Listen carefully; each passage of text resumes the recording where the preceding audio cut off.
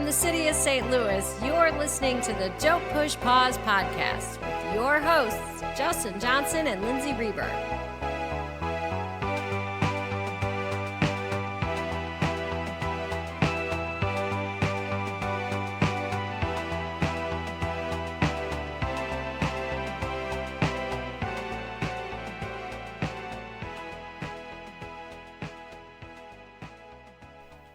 Welcome to the podcast. Welcome back, and happy October, Justin. I know, I'm excited. This is our favorite time of the year. What horror hounds wait for every year. And, we said this last season, though we try not to go too crazy with the horror films, we pepper one in throughout, because we love talking about all kinds of movies, don't get us wrong. We love all kinds of movies, but we are big fans of the horror genre, and October, we did this last season where we do horror movies pretty much the whole month. So we'll have 3 episodes coming out in October, all of which will be horror movies or horror themed related. We'll do a special episode. I think it's a Tuesday before Halloween. That'll be a fun one. We got something really fun planned. Yeah. But to kick this off, our first horror film for the month of October is Candyman from 1992. And this is one I'm really excited that we chose because, this is one of those that I think is one of the best of the horror films that came out in the 90s, and it has a lot of elements that I appreciate. There's a little bit of the slasher genre in here. There's some supernatural stuff, but it also kind of has a little bit of kind of the prestige that like a movie like Silence of the Lambs has, where you have this sort of character development happening early on, and you kind of can grow to really get worried about the central character. This isn't sort of like a hack and slash type movie. It's funny how the perception that I have watching this movie now, how it differs from when I watched it as a kid, because it terrified the hell out of me when I was a kid. Candyman was so, Tony Todd, the actor, is so overwhelming and just daunting. And it was just terrifying on the surface. But as an adult, this movie is so loaded and such a great film in general. And yes, it is a horror movie. It has all of these elements, that other horror movies have. But it's a different twist on it. And it just makes it so much more of a enlightened horror movie.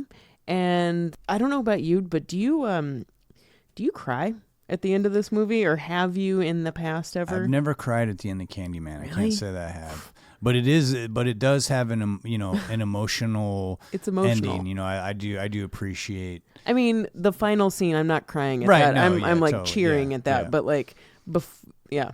But yeah, I think this was like a great movie to kick off October with, because it's a movie where it's like, I feel like if you're kind of on the fence with horror movies, like you could watch Candyman.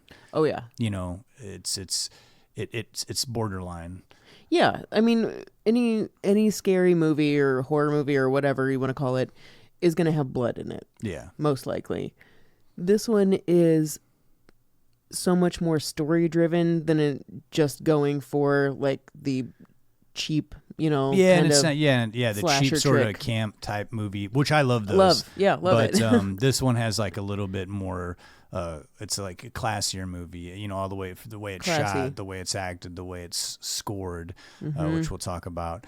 All right. So speaking of that, what exactly are the topics that we're going to cover with talking about Candyman? Well, we'll probably kick this off first with a little bit of a history lesson, because the majority of Candyman takes place at the time was a real housing project in the city of Chicago called Cabrini-Green.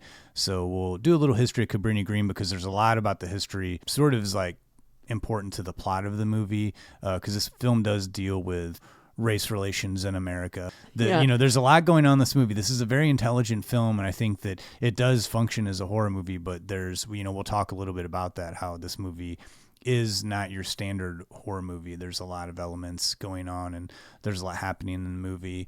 We'll also talk about the actors, because Tony Todd and Virginia Madsen really both play these characters that aren't necessarily protagonists or antagonists. They almost have this like very like symbiotic relationship, and they're like working together. And I think it really makes the film also unique. Makes it a lot deeper It's kind of like the Freddie and Nancy thing in Nightmare on Elm Street, but it completely deepens that type of relationship. Yeah, this movie is has a very Nightmare on Elm Street vibe going on. It does, but again, going a little bit deeper on this. There's some pretty cool stuff with the production of this film. We'll talk a little bit about that. Some of the practical effects that they used, some of the acting techniques that they used. It's pretty crazy. All the bee stuff that they used in this, actual bees, buzzing bees. We'll talk a little bit about the music, because this has a really interesting and I think really amazing score that's kind of different from your typical horror movie score. So we'll have a good discussion on Candyman. After that, we'll get into our picks of the week. We kept it on the Clive Barker front for this episode. I'm glad we did. I went with his third and so far final directorial effort, which was 1995's Lord of Illusions, which is a pretty cool little movie. I'd actually was a movie that I had not seen when it came out, so this was pretty new to me. I watched it 2 or 3 times over the last few weeks and got a kick out of it. I steered clear of it just because of magician stuff really never appealed to me. But upon watching it, man, it happened with my pick of the week too. I was wrong about steering clear of Lord of Illusions. I really enjoyed it. And I had always steered clear of the one that I chose, which was Clive Barker's Nightbreed from 1990. And that's a cool movie. Really fun. It's pretty wild. Yeah. It's it's a horror movie, but, and I don't mean this in a bad way, but it's not scary. Yeah, no, it's a fascinating movie. It's got some interesting characters. I'm glad you picked that one. That was one I was considering, but then when you were leaning toward Nightbreed, I realized I'd never seen Lord of Illusions, and I was like, you know what? I'm going to check this out. If I like it, I'm going to go for it. So those are our picks of the week. As always, we'll round things out with the Murray moments. But before we go to a clip, Lindsay, can you give us the lowdown on what's Candyman about? What is Candyman? It's not just an urban legend tale. It is not. It's its own urban legend wrapped in multiple urban legends. So Candyman starts out with 2 Chicago graduate students who are deep into their thesis research on urban legends.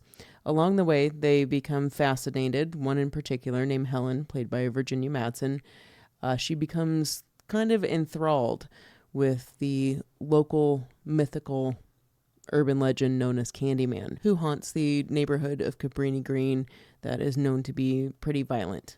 In her attempt to solve the mystery of Candyman, succeed in the writing of the thesis paper, and maybe, seeking a thrill along the way, Candyman frames Helen for murders in order to push her into madness, so she'll come into his netherworld. Right? It's pretty much broken down what's going on. It's pretty accurate, yeah. She may or may not be the reincarnated soul of the love of when he was a mortal soul. But I'm sure we'll probably get into that when we talk about more about the plot. All right, we'll go to a clip from Candyman. We'll come back. We'll talk about it. Candyman was the son of a slave. His father had amassed a considerable fortune from designing a device for the mass producing of shoes after the Civil War. Candyman had been sent to all the best schools and had grown up in polite society. He had a prodigious talent as an artist and was much sought after when it came to the documenting of one's wealth and position in society in a portrait. It was in this latter capacity that he was commissioned by a wealthy landowner to capture his daughter's virginal beauty. Well, of course, they fell deeply in love, and she became pregnant.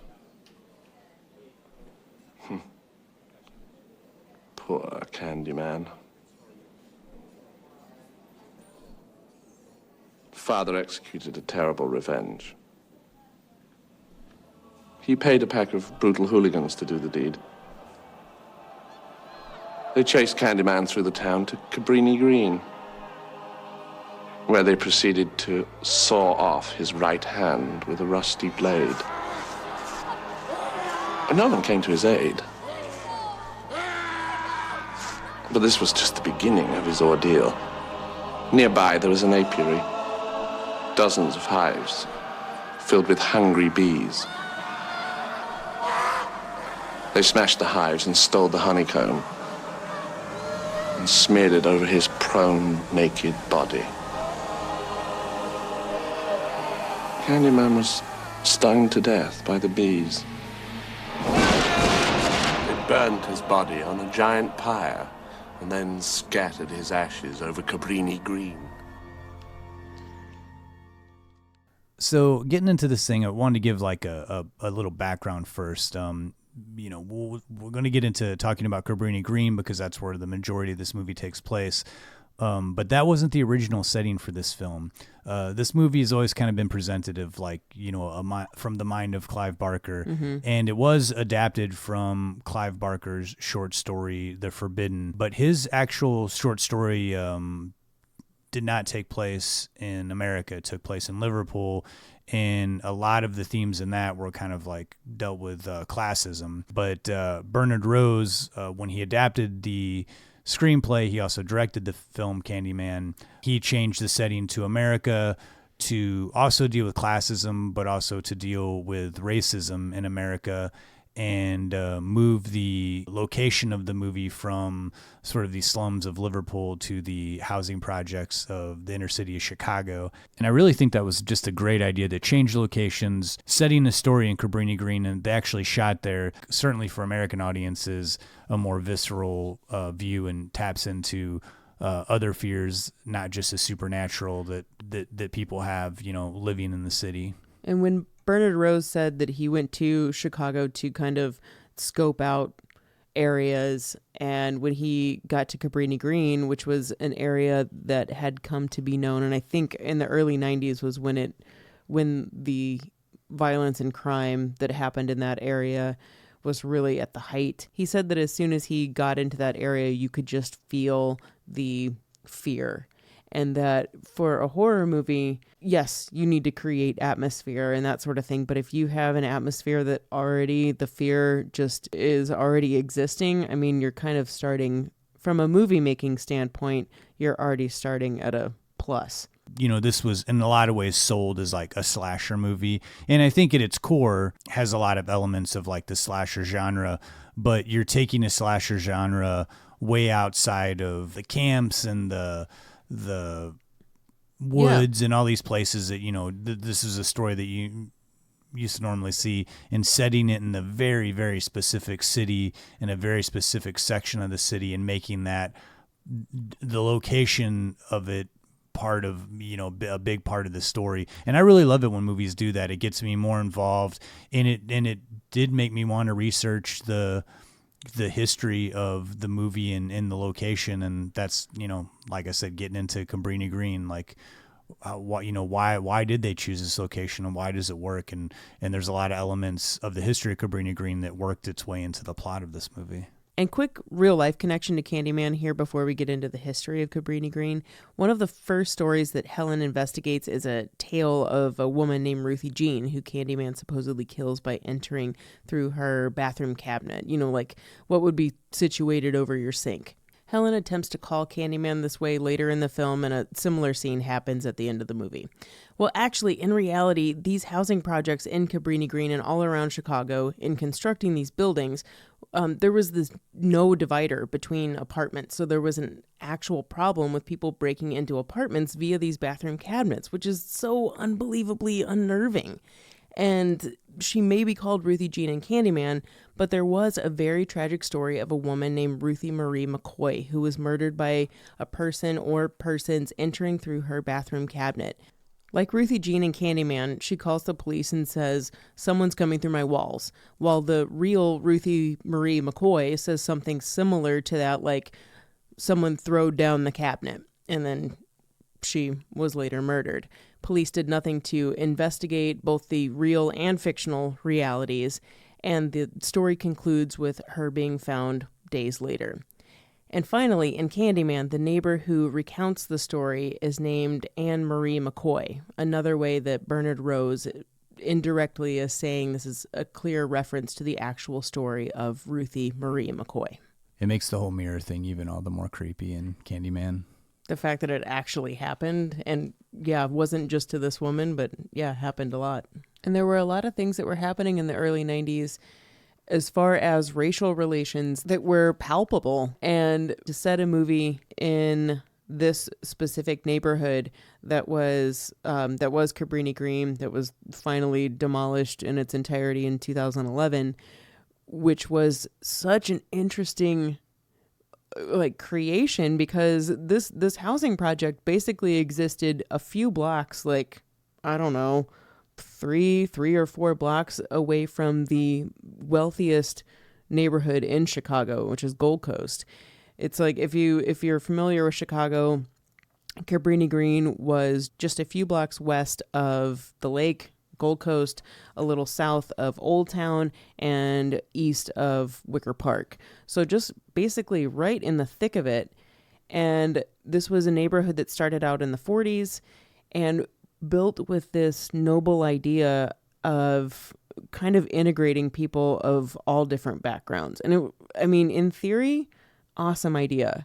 Cut to 20 years later, and there's this lawsuit that comes about that's saying that the housing project is being kind of discriminatory in who it chooses to let inhabit there.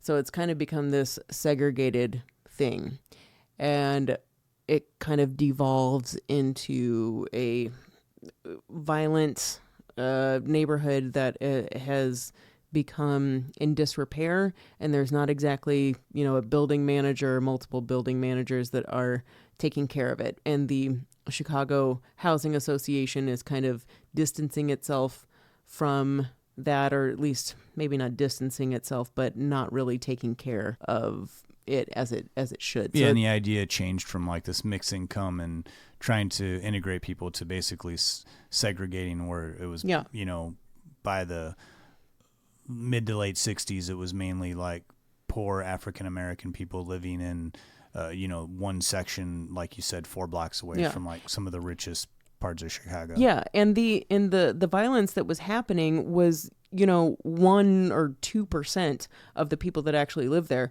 Everyone else was family, and I'm fairly certain it was predominantly single moms, because also marriage was kind of at the time not really encouraged because you got less benefits. So you have these single parent families, and I think also the population was mostly children.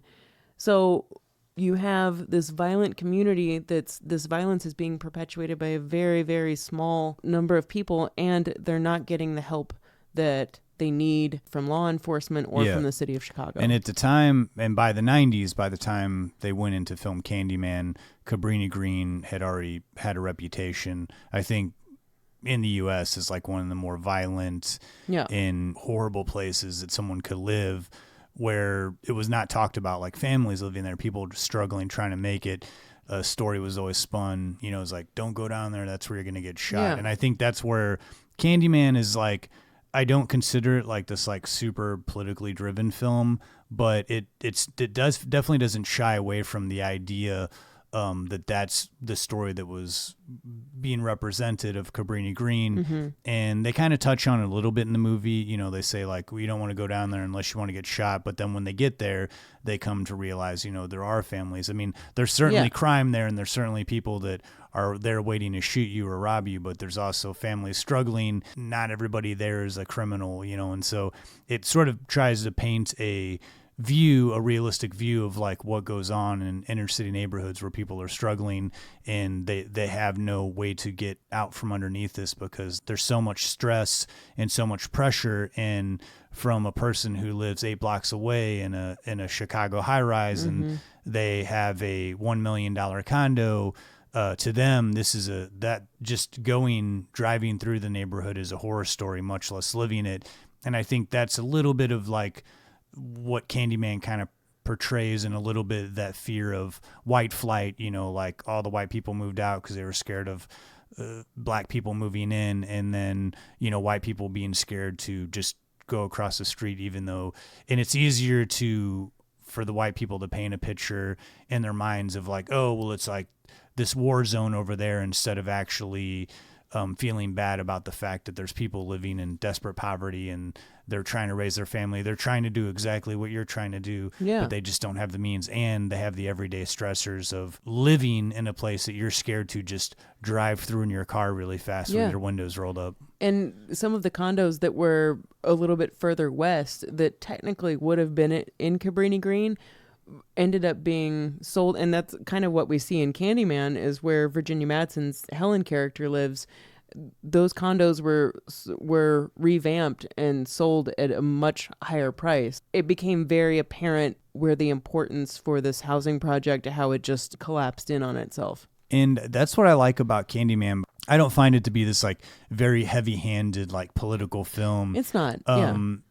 You know, it's very much like a horror movie, but I do think that like lengths were made to work that into the script. And I do know that Bernard Rose, when he adapted the script, you know, they sent the script to the NAACP to make sure, because the quote unquote villain of the movie Candyman, played by Tony Todd, is this African American character, and Bernard Rose was like, we're setting this movie in the housing projects of Chicago, and in race. You know, racism does play a part in the story of Candyman and how he, evolved into what he is in the neighborhood that he's terrifying is predominantly African American. You know, he wanted to make sure like this wasn't, can we make a quote unquote villain in a horror movie in 1992 a black man? Is that going to be conceived as like just this horrible, terrible thing? And the NAACP said, no, this is fantasy. This is a fun horror movie, and they gave the approval. There certainly was some controversy. There's some subject matter in Candyman that I think did come under some scrutiny, playing on the stereotype of black men going after white women, but try to come in and take your women. But I do think that overall, Jesus. Like, at least to me, again, this is like me in my whiteness, like thinking, that this movie like hit all the right notes. I mean, to me, like I did, I find it to be like this sort of like plays as a good horror movie, but is also sensitive and at the same time showing like a realistic portrayal, but at the same time, like doing this fantasy horror movie and like sort of walking that fine line delicately, but successfully. And it shows how things have evolved and how they have changed in some ways, but also, pretty much Cabrini-Green is a segregated community, but it's also showing how, when we get into the plot of Candyman, how Candyman is viewed from both a black and a white perspective. Like, one, he is something to be feared, and from another, he's kind of like this novelty thing that's not taken very seriously. Oh, like from the white perspective, like this sort of urban, it's just a fun, folky urban legend. Yeah, and the people of Cabrini-Green, I mean, there's graffiti, and I love that aspect too, just like as an aside, like the art aspect, that Candyman was an artist, and that there's so much graffiti and awesome graffiti throughout this, but that Candyman is something to be feared. He's the mythical manifestation of the real life fears and horrors that exist in, the everyday lives of people in Cabrini-Green. Well, and yeah, and just even the beginning where they're interviewing people, when they interview the woman who's white, she's saying in a playful way, even though she's saying this terrible story, like, oh, it was like my friend or so-and-so's cousin got murdered. Yeah. But when they talk to the African-American lady, she's like, gets real serious and is like, I don't know anything about that, but you can talk to my friend who lives there.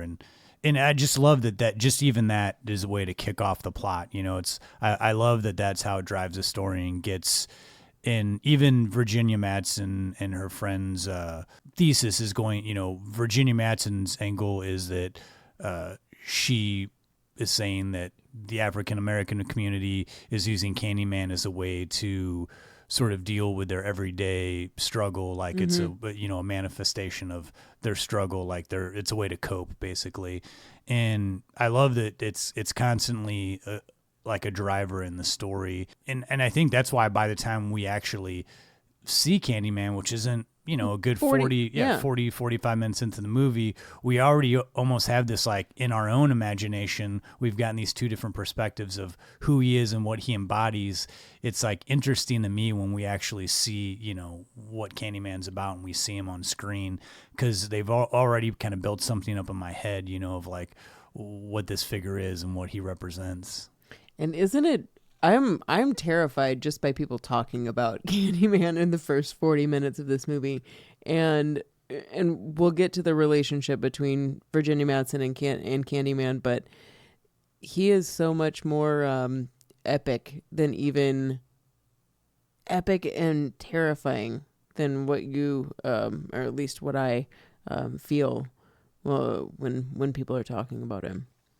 Well, let's go to a clip of Virginia Madsen, Tony Todd, and then we'll get into their relationship. We'll also get into sort of how this movie was really a different kind of horror movie that came out in the 90s and get into some fun behind-the-scenes stuff. Yeah.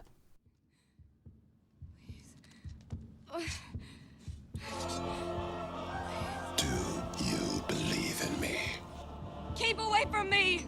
I have the child. Allow me to take you, or he will die in your place.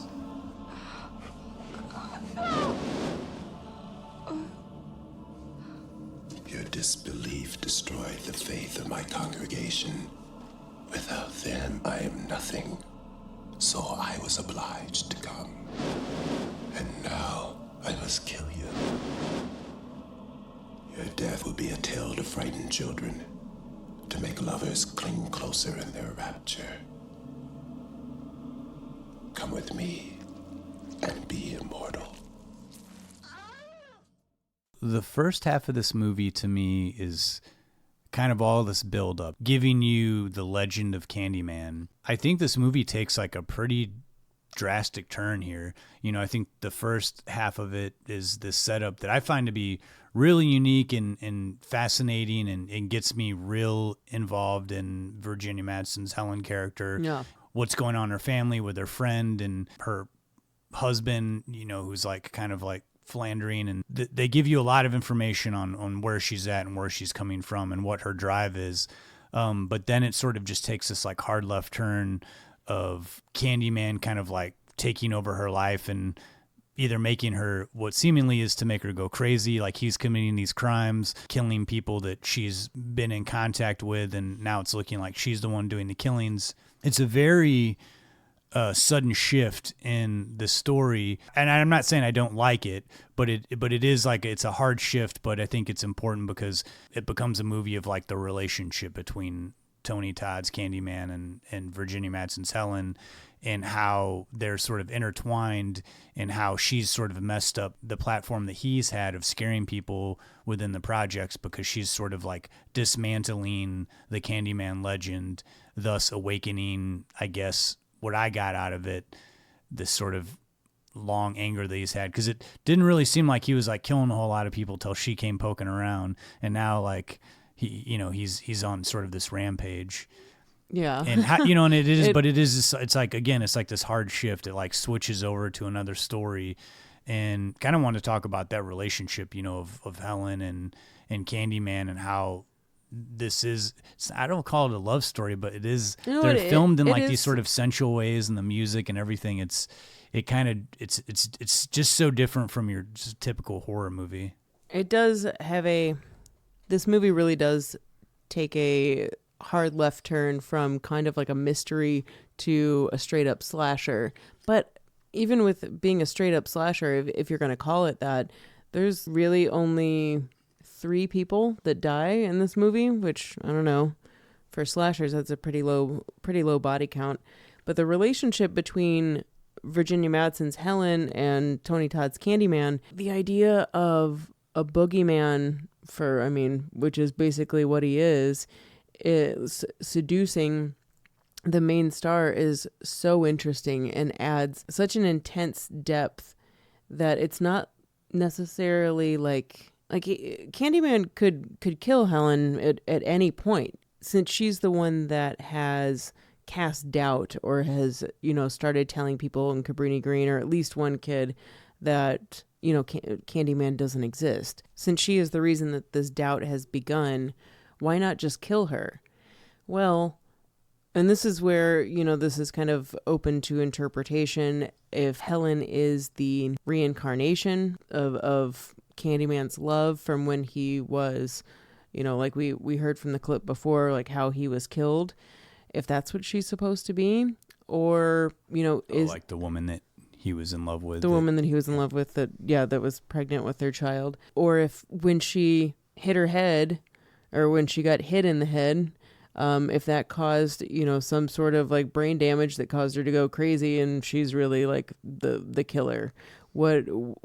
It depends on really how you take this movie. And I would hate to think that is the... I really hope it's not. And I feel like that would be... So lame. Like, and lamely explained at the end of the movie Yeah. if that was the case. Like, oh, it was all a dream. The idea that they are... I love using the word enthralled with this because Candyman, you would kind of put up there with Dracula in some ways, that there's some reason that, Virginia Madsen comes under his spell, and even her best friend, played by Kari Lemmons, when she sees Candyman and becomes his victim, you see the moment where she kind of just goes into this trance as soon as she sees him, and, very willingly dies. I mean, doesn't offer herself up, but offers no fight. And I was trying to look at this, watching this a few times. The only times it seems like Helen is fighting against Candyman is when she's been pumped up with drugs, I think, and when she's put in the psychiatric ward when people are convinced that she's the one that's killing people. That's the only time I feel like that she fights against him. Otherwise she's completely under his, hypnotic spell. For how long we have to wait to actually see Candyman, the payoff to me is like pretty good. The creation of Candyman, the way he looks, the way he sounds in this movie, Oof. It's kind of wild because he is intimidating, but for the most part, until later in the movie, I mean, we do see that he has like the hook for the hand and he has like the bloody stump, but for the most part, when we first see him, he just kind of looks like a normal guy. Tony Todd really does like a ton with this character. Like he keeps him interesting, and he is scary, but not in a way that other type slasher horror villains are, where they have a mask or they have makeup on. I mean, he doesn't really, there are times where he's covered in beads, but for the most part, he just looks like, how Tony Todd does in real life. Yeah. Between that voice, the fact that he is a very attractive man, very tall, just persona. I mean, I don't know. Even I would kind of overlook that like bloody hook stump because I could see how a woman would fall under that thrall if you were to meet him, Yeah, he does have like, they're sort of playing on this like handsome Dracula-esque type. It's very Dracula. Yeah. And also along with like Dracula or any of those like Universal monster movies, all of those monsters are born out of some type of victimization. It's not necessarily their fault that they've been turned into what they are. Yeah, it gives you do feel sympathy. Yeah. I mean, when you connect to him on an emotional level, it's not just this sort of killing machine that has no emotion. He's not exacting revenge for what for what happened to him, but he is in existence because of what happened to him. Yeah. But he's not exacting. He's not going out and just killing white slave owners. It's not like they exist anymore. Right. But we empathize with him, and I think that kind of goes hand in hand with this romanticizing this relationship between he and Helen. All he ever wanted was love. It kind of makes sense that he is looking for that love again. And even though it is through somewhat of force, not really, like he's not forcing Helen, but he's saying you're going to do this. He strongly suggests. He's very strongly suggesting. Well, and I think too that there is like sort of a, like again, it's like this sort of like gothic love tale. Yeah, very, very gothic. Yeah. And wanted to make mention too, before we should wrap this up pretty soon, but Virginia Madsen, I think, really does a tremendous job here of bringing us into the world of Helen and how she operates, and making us really kind of like believe that she the most fascinating thing on the planet for her is to find out if the Candyman exists. Like that, it's like her mission, and she's kind of taking us on a mission through, you know, the projects at Cabrini-Green, through like her university, and how, you know, and how trying to develop this project. It really, to me, she makes the first part of the movie worth it. Like, there's a lot of exposition in the beginning of the movie, but I don't find it boring. I find it all interesting because I'm wanting to learn right along with Virginia Madsen's character, like, to find out, you know, what is this deal with Candyman? Like, what's going on? She has kind of the same mystique, or like just this like beautiful kind of aura around her, in the same way that Candyman does too. Like, she is what keeps you engaged, and she's becoming obsessed with the idea of Candyman and knowing about this legend, but you don't even realize that that's what she's devolving into, because you're right along there with her, and she has kind of brought you so sneakily into this journey, like right along with her. And though she plays only in like the first half hour of the movie, Kari Lemmons, she is kind of playing the let's be smart about this. Let's the like, grounding, you know, figure. The person that's like trying to make sense out of all this. Yeah. Or, you know, she's like what the audience is thinking, like, you know, you want to think about this for a second. Let's not go in there. Let's like not, you know, she what I mean? is, yeah. Let's protect ourselves. Like, if we're gonna go, you know, let's think about this in like a way that to where we stay safe. And by doing that, I think it allows, at least me personally, to get more into a movie, because there is a person there who's like what an audience feels like. Don't go in there. Yeah. You know, there's someone that's actually there saying, don't go in there. You know what I mean? Like, yeah. This is not good. This is not a good idea. Or if you're going to go in there, you're giving you 5 minutes. And that's it. You know, so I think it always helps in a horror movie to have someone that's using a little bit of common sense, so that way the characters just don't fall into this sort of same cliche of like, you know, you lose interest because you're just like, well, yeah, these characters deserve to die because they're just acting so, you know, stupid and making unintelligent decisions. Oh, man. We don't have to get to this now, but there's only one person I feel like that dies in this movie, and there's only 3 or 4 that die in this movie. There's only one that I feel deserves it. We can get to that in a little while. So before we get out of here on our discussion with Candyman, we want to hit on 2 quick things that are pretty cool about this production. One being the usage of very real live bees, and how exactly Virginia Madsen looked so hypnotized whenever she would be around Candyman. I'll answer that last one. That's because Bernard Rose actually did hypnotize her. Which I find to be really bizarre. Crazy, right? And she was like totally down for it. I guess she said in an interview, like, they stopped doing it after a while. But it was like after quite a few times of doing it, yeah.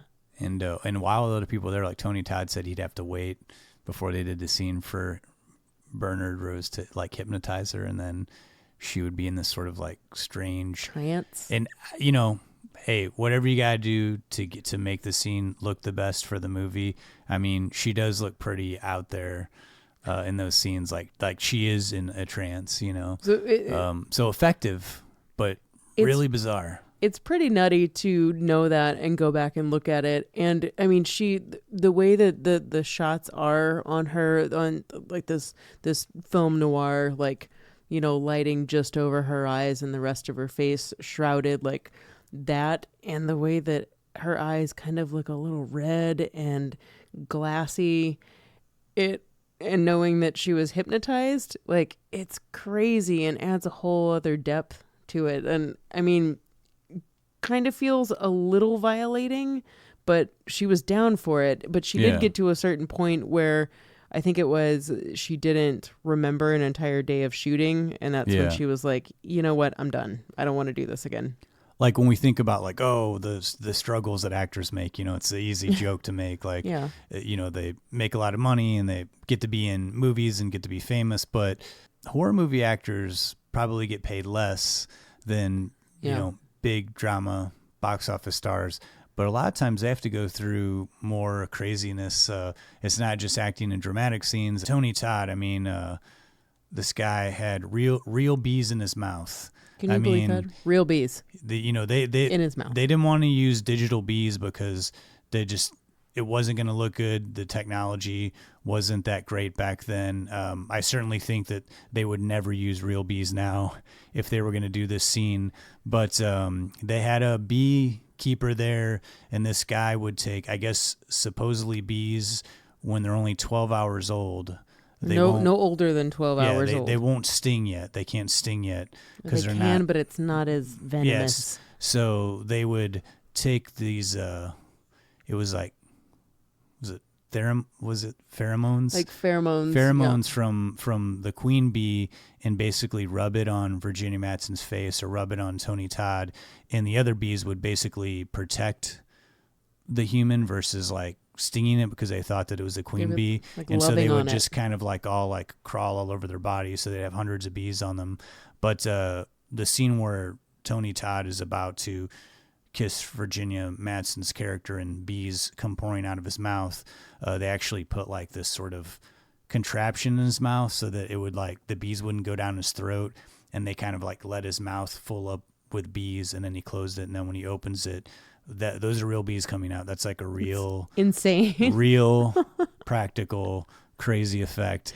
And I think something like he made some deal where he said he was going to get like $1,000 for every bee sting, and he ended up getting, I don't know, he got stung like I think quite a few times actually over the course of like Candyman and the subsequent sequels. I think it was like around 23 or 5, somewhere around that. But yeah, I don't know. It's just that would be the one thing where it's just like if I was an actor and they're like, so there's this scene where these bees are going to come pouring out of my mouth. Is that's just something we're going to do in post-production, right? It's just like the minute they said, no, we've got, as soon as they started saying like, we got this guy, he's like a professional beekeeper. I was just like, let me stop you right there. I can't do this movie.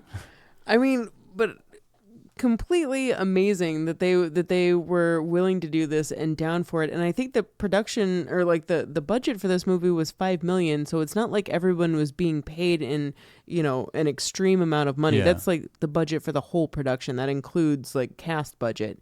And also with the bees, Virginia Madsen found out that she was allergic to bees and went for it anyway. They said they had like a paramedic there like ready to help out, but which that is great, but still a little terrifying. So having heard this information, it makes me appreciate those scenes totally 10 times more. And I did learn this too in the research that Virginia Madsen was because of all of this work and respect and finding out that she had an allergy towards bees.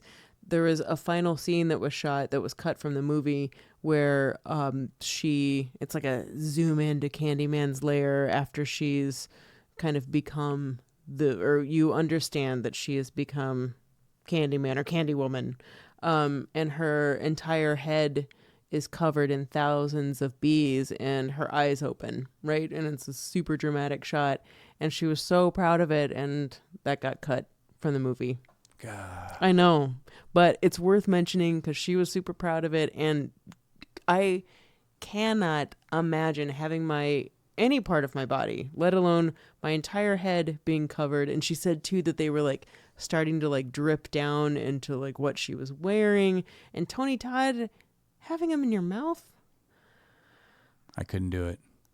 I want to believe that I could do it, but yeah. Pretty incredible. Yeah. Well, let's stop there. Let's move on to our picks of the week. We'll come back with some final thoughts on Candyman before we wrap everything up, but we should move on to our other Clive Barker selections. Clive Barker fun-filled fantasy this episode. So I'll kick this one off. My pick of the week was Clive Barker's Lord of Illusions. Now, this is one that he wrote and directed himself. He did 3 movies as a writer-director, Hellraiser, Nightbreed, and then this was his last one. I think of the 3, this is his most straightforward movie. It does have a lot of the same sort of like ghastly imagery that he's been known for to put in his movies. And there's certainly a few scenes like that in this movie. But I think as far as like it's staying more in the reality-based world, more so than Hellraiser and Nightbreed. The plot is relatively simple. It's about this cult group, and they're dabbling in black magic. They have a leader of the cult who seems to be growing more powerful. And in the beginning, we've come to understand that some of the people in this cult are against him now because he's going to sacrifice this teenage girl. So a couple of people that are against the leader of the cult band together, and they seemingly do away with him in a very kind of crazy graphic way.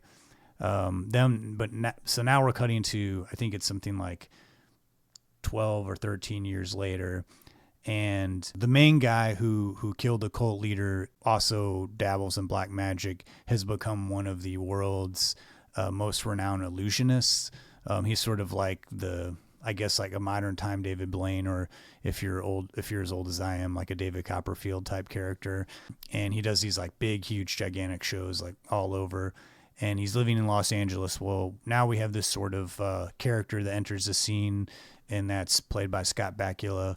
And he's a detective that specializes in the dark arts. Like he has a nose for this stuff, like culty type stuff, exorcisms. Only in a movie like this where there be a private eye that specializes in this kind of thing.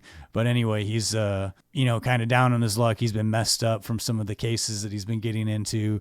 So his boss sends him out to sunny LA to clear his head. Your air quotes are really killing me right now. You like that? His boss sends him out to sunny LA to clear his head and work on a case. It doesn't seem like it's going to be very crazy, but he ends up getting mixed up in this cult business that has something to do with the illusionist and the history that happened 13 years ago.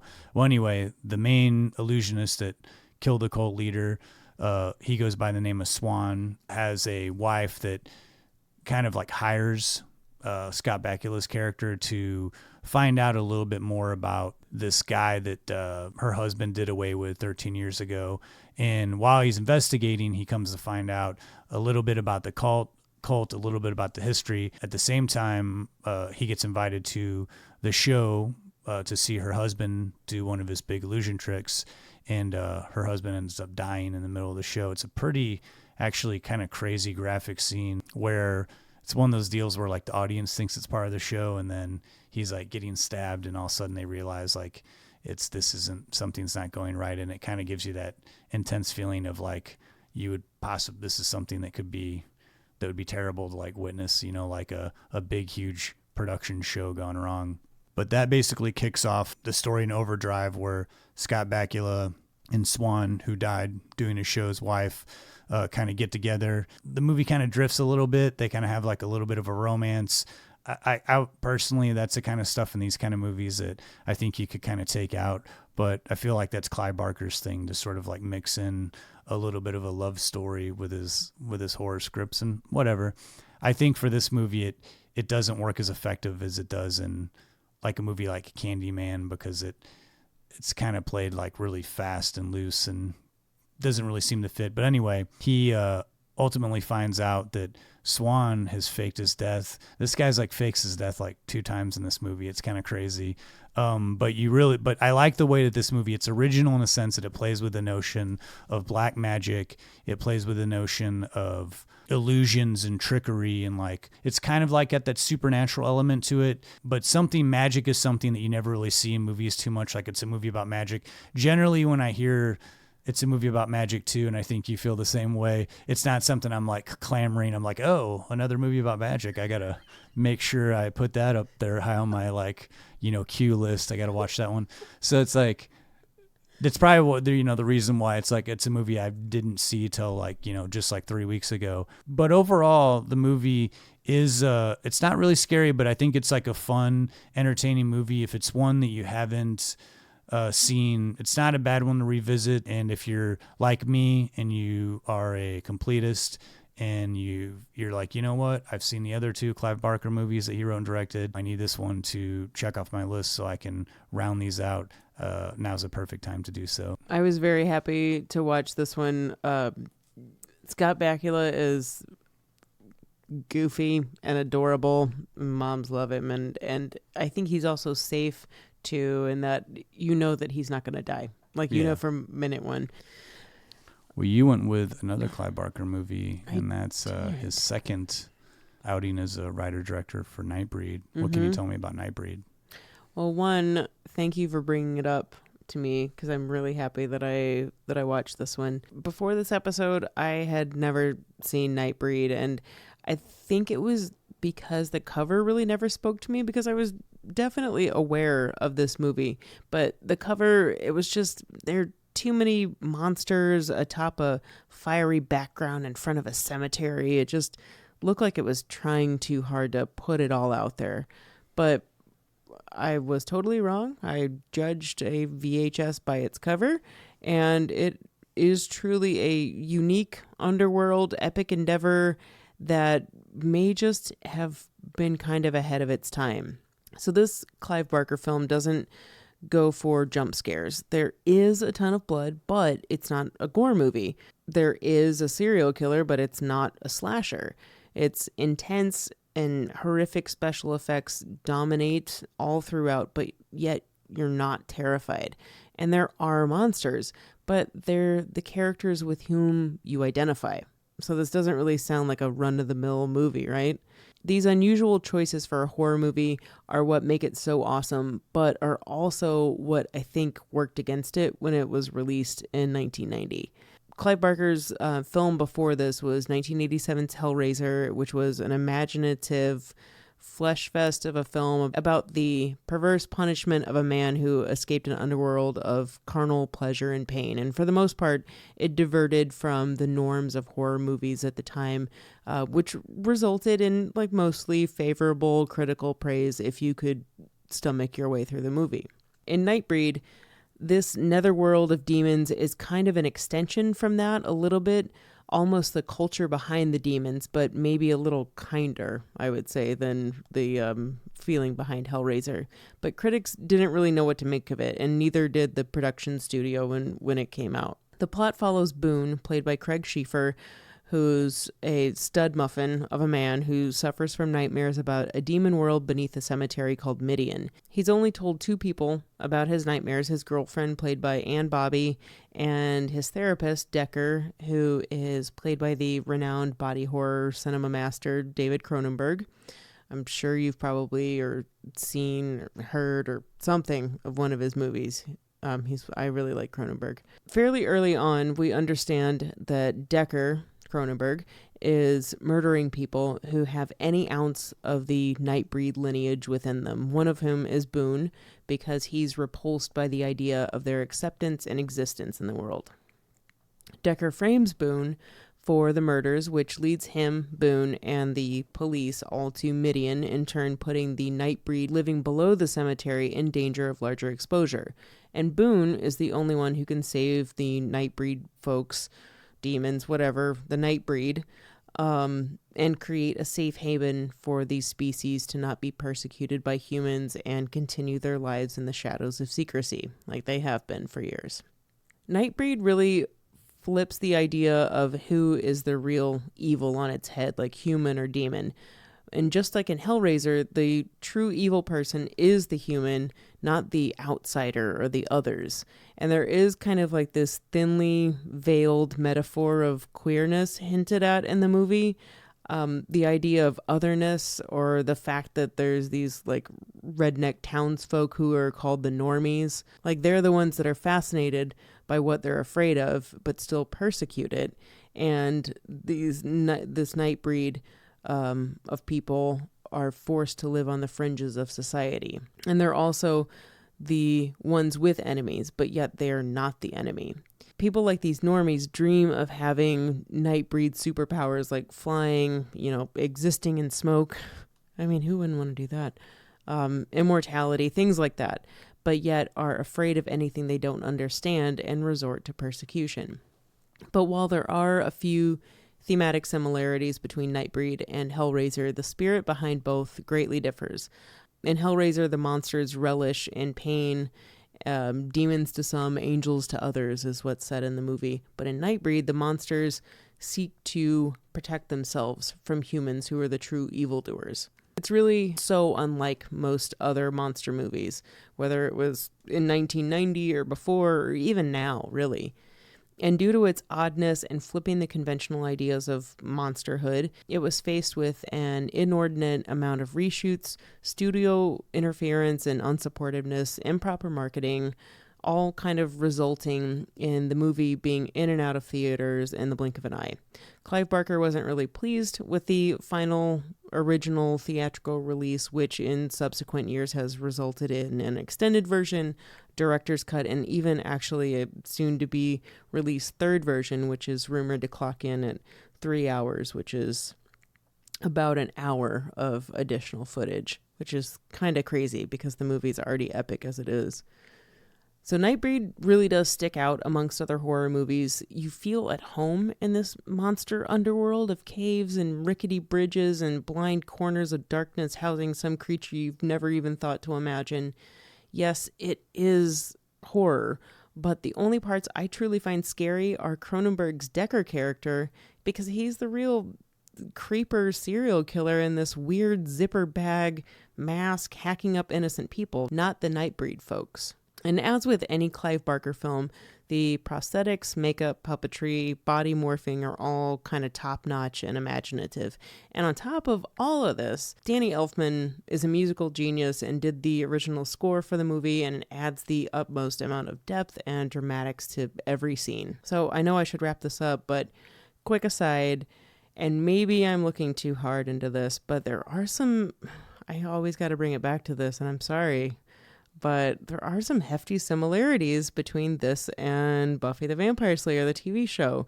And it's really weird. One, Boone looks like Angel, who's David Boreanaz, even when he morphs into a demon. And the world of Midian is basically the Hellmouth of Sunnydale. They're saving people from death with a bite and a plethora of monsters that we see in Nightbreed. I mean, it's like Joss Whedon got all of his inspiration from this movie. Even with Lord of Illusions, too, I noticed there's this, like, brain fingering scene that is really similar to the demon, like the big bad in season 5 of Buffy, Glory. I don't know. I'm just saying, I know I'm a Buffy nerd, but man, these things, like, stick out, and I love it. But it's just super similar, and I really want to ask Joss Whedon if I'm right or if I'm completely off base. I just love that it took you this many episodes to like totally nerd out on Buffy. It's like 39 episodes till you're just like smashed through that wall. You're like, here's the deal. Well, I watched Nightbreed and I love it. I mean, just some of those demons, I'm like, I'm pretty sure I saw this one in like season 6. Fairly certain. When I was recently watched Nightbreed after, you were going to do it. Yeah. I read an interview that Clive Barker said he was like trying to make the Star Wars of monster movies, I think is what he said. And I totally get that in watching it. It does have this very like you said, like this epic look and feel, and like this whole world seems to have existed for a long time. Everything seems lived in and old. Like these are the monster characters that like you want action figures of, not because they're so, terrible or such good villains or something. It's because like they look really cool and like a little bit about who they are as a demon. Yeah, the movie has a really cool look to it too. And I forget Danny Elfman did that score. It's an awesome score. Yeah, right? Yeah. Anyway, I love our picks of the week. I guess we could say we're kind of fans of Clive Barker a little bit. Yeah. I was not a fan when I was younger. It just I don't know. I think I was just wanting my horror and slasher type stuff to be kind of just like cut and dry. But this is I've grown to really appreciate Clive Barker's like moody horror. He adds a lot of sexuality and depth. Yeah, I'll say that. Yeah. Well, those are our picks of the week: Clive Barker's Nightbreed and Lord of Illusions. Hope you enjoyed that. Here's your Murray moment.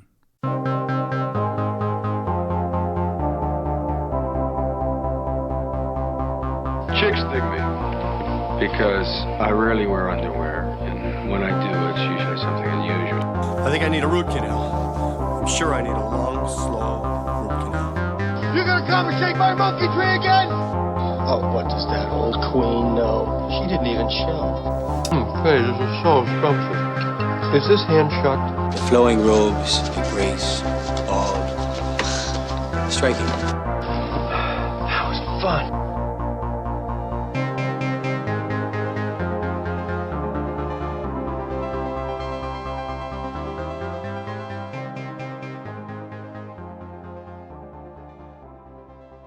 There's no shortage of Chicago stories involving Billy Murray. The man was born and raised in Wilmette, and coincidentally, actually, as was Candyman's Virginia Madsen, she went to high school right down the street from where the Murray boys caddied at the Indian Hills Country Club.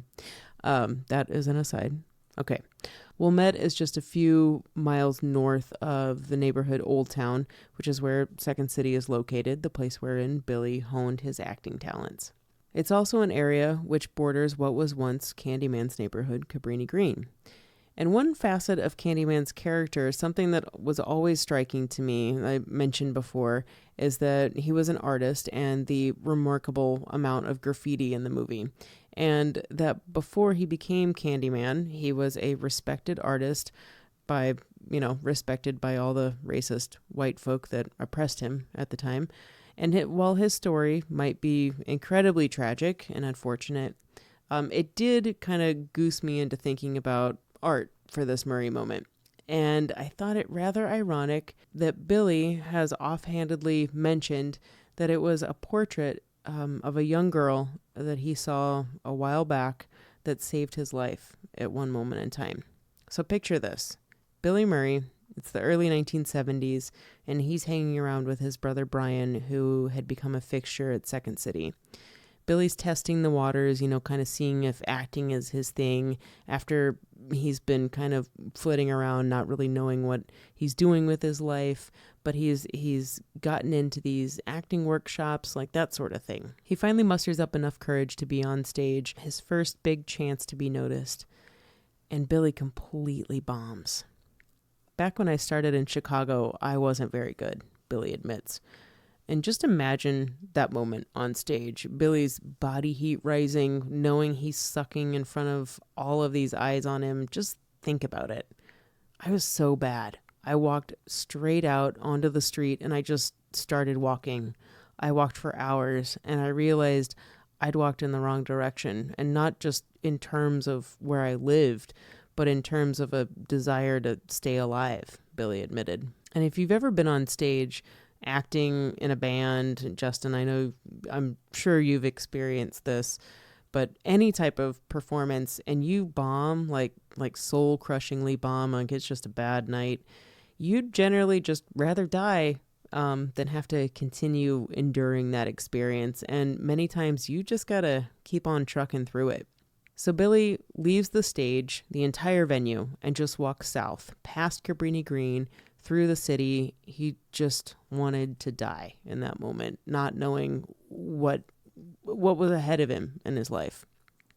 And realizing that feeling after he'd been half-heartedly trying to fit into random jobs, after he'd been giving this acting thing a go and he fails, he just wants to give up. So I figured if I was going to die where I am, I might as well, go towards the lake. Maybe I'll float for a while after I'm dead, he said of the experience. So he's walking, he turns left, and eventually he runs into Michigan Avenue. And he thinks, okay, well, this runs north and south. I'll head north. And eventually he found himself in front of the Chicago Art Institute. And this was back when it was just based on donations, no admission. And I just walked straight through, he said. I just wanted to die. I didn't care. I felt like I was dead. And pretty soon, he was struck by a painting called The Song of the Lark, which is a portrait of a woman by Jules Breton, which depicts a French peasant girl stopping to take in an early moment of birds singing as the sun rises. It's supposed to embody a nostalgic feeling of French peasants deserting farm life for more urban areas and being replaced by new machinery in the fields. And it's a nod to a vanishing past, a sentimental look back at something that was actually really tough work. So I saw this girl, but there's this girl who looks like she doesn't have a lot of prospects. But the sun's coming up anyway, and she's got another chance at it, Billy said, remembering the experience. And I figure I, too, am a person, and I get another chance every day the sun comes up. And we all have another chance, no matter how much we mess up, as long as the sun comes up. And hell, even Candyman, he died, and he still came back to seek retribution. Sure, everyone has a few false starts in life, Billy included. It's not like he went back on the stage and was immediately a star. Of course, he worked at it. It was within him the whole time. But it was that nostalgic portrait of a young woman that brought about this inspiration that he needed to keep going. I like the connection on this one a lot. It's a little Chicago in there. That whole talk you were asking me about bombing, though, I don't know what that's about. I've never bombed. But I'm sure, yeah, you don't know anything. I know I have bombed more than a few times when playing drums on stage. It's an awful feeling. Yeah. The first time I ever played a show live, I will go to my grave remembering how awful that experience was. Yeah. And a guy with Liberty spikes just standing there with his arms crossed, like staring me down like I'm the worst drummer that's ever existed. Oof. Yeah, it was tough. I had a couple rough first shows. I'm not going to share those stories. That's I don't even right. like to think about them. I barfed on myself one time during a set. Oof. That was pretty... Well, I'm glad Bill Murray didn't give up. He didn't. Nope. Well, thanks for that Murray moment. Of course. Do we have any, did you have any final thoughts on Candyman? I know one thing I wanted to say before we wrap it up totally. The score to Candyman by Philip Glass, I think, is excellent. And it really is, Philip Glass has done some really great work. Mainly most of the movies he's composed scores for are on the artier side, and certainly no horror whatsoever. Yeah, he's not really known for that. And, this movie doesn't really have a horror movie type score. It has like almost a, cause there's a lot of like chorus voices. It kind of has like almost a Christmas movie type like score gothic. to me, or gothic gothic, Christmas. or like, you know, religious in a way, like something you would hear in church. But it really fits for this, and I think it does make the movie almost scarier in a way because the music isn't going to tell you what's going to happen. Like you're not getting that booming music that's going to suggest something scary is about to happen. The movie or the music isn't really suggesting what's going to happen in this. It just adds atmosphere. So I really appreciate the music in this. It's so haunting, and it's starts out from the opening credits on, and I like how much it's used in the movie too, because I think the music is as much of a character as any of the actors in the movie. Philip Glass, even though he felt like he was somewhat duped. I don't think he was. I think when he finally saw the final film, he was like, "What?" And because this wasn't a movie that he was, playing beat for beat to, where they watch it. So I don't think he really saw. Kind of what kind of movie he was scoring. They'd kind of let him go off and I think with the final production he was kind of like, I didn't want to do like a straight horror movie, but I think it works. I think in the last 20 years he's softened a little bit on that and has finally been like, okay, I still get, royalty checks from this. I'm chill with it now. But it's on Spotify. You can hear it. I was listening to it earlier today. Ooh, what a good Halloween soundtrack too. And it's like very strange, just like pulling into somebody in my van, like in a Target parking lot when you're like blasting like the Candyman soundtrack in your van. And they're just like, it's very strange. The looks that you get. Wow, in that van with no windows, blasting a Candyman just soundtrack. Like a lot of voices going. You get some unusual looks. What was your final thought on Candyman? The final sequence is Helen's dead, and she's kind of assumed the idea of she is Candyman now. And she finally gets her revenge on her cheating, no good husband that never deserved her. Candyman deserved her more than her friggin' stupid boyfriend did, who was cheating on her the whole time with one of his students. He sucked. And so she goes back in for one more scare, and he's like, I guess why it's even better is because not only does she gut him from groin to gullet, but he's sad. He's sad, and he misses her. And he's like, what am I doing with this, like, college co-ed here? He says her name 5 times in the mirror. Like Candyman. And she appears, and she gets him. Anyway, man, I guess I have so many silly final thoughts. The last one, and I should ask you this too, Justin. Okay. At Helen's funeral, I think it's an incredibly touching moment, and one of the 2 moments I cry in this movie is when what's assumed that is a lot of the community of Cabrini-Green comes to Helen's grave. Oh, for saving the baby. Yeah, because Helen, they know that she was not the killer the whole time, and that, right? It is that. That's what I get out of it. Yeah. And so I don't know why they would show up if they didn't. But. Well, okay, because to me it's a little like, why are you gonna drop a hook in her grave? Yeah, it's like, are you saying in case Candyman comes to get you in the afterlife, or is it just like, I don't know, or is it because respect? Yeah, that's what I took it as, like a respect type thing. Yeah, but maybe not. But there's a suggestion that she's become like. She's become part of the mythos of Candyman, and I feel like if there was ever any question whether it was Helen lost her mind or if Candyman actually existed, it was I feel like, along with that therapist scene where Candyman and Helen and another person exist all in the same moment, also where Helen's crawling out of the bonfire with the baby and the little boy sees a man burning in the bonfire, like that's Candyman. I guess I feel like I really have to argue that Helen was not crazy for some reason, that Candyman did exist. I don't know. Yeah, I think it's. I don't think that there's. I think that Candyman exists in this. I think that there's just that play of her being crazy in the middle to kind of add more. I guess I want to. I feel for Helen. I feel for Candyman. I guess that's it.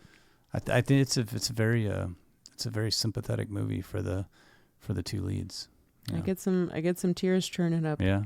Another quick thing that we should mention too. You and I both watched the documentary that's right now on Shudder, Horror Noir. Candyman is mentioned a few times in that, and it's about the representation of African Americans in horror movies, which is super enlightening.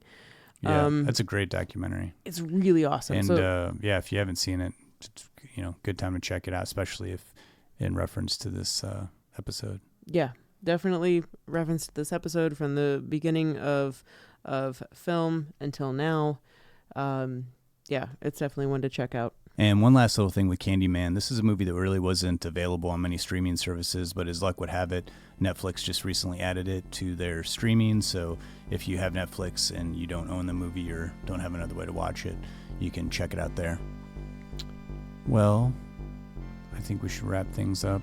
What do we got coming up next episode here? Well, for our second Halloween installment, our 40th episode is our 40th. It's exciting. Exciting. It's awesome. And also the first remake that we'll be talking about. Yeah, and remakes are not something that we're the biggest fans of, but I think if you're going to do a remake and, if you're going to modernize it and kind of try to improve on it or have your own little spin on it, I think 1988's Chuck Russell's The Blob did a pretty good job. Yeah, I'm so stoked to talk about this one. So that'll be next episode. That's going to be a lot of fun. That's just a fun movie all around. It is. So thanks so much for listening. If you want to find out what we're up to on social media you can find us at Don't Push Pause Podcast on Instagram and Facebook and Twitter.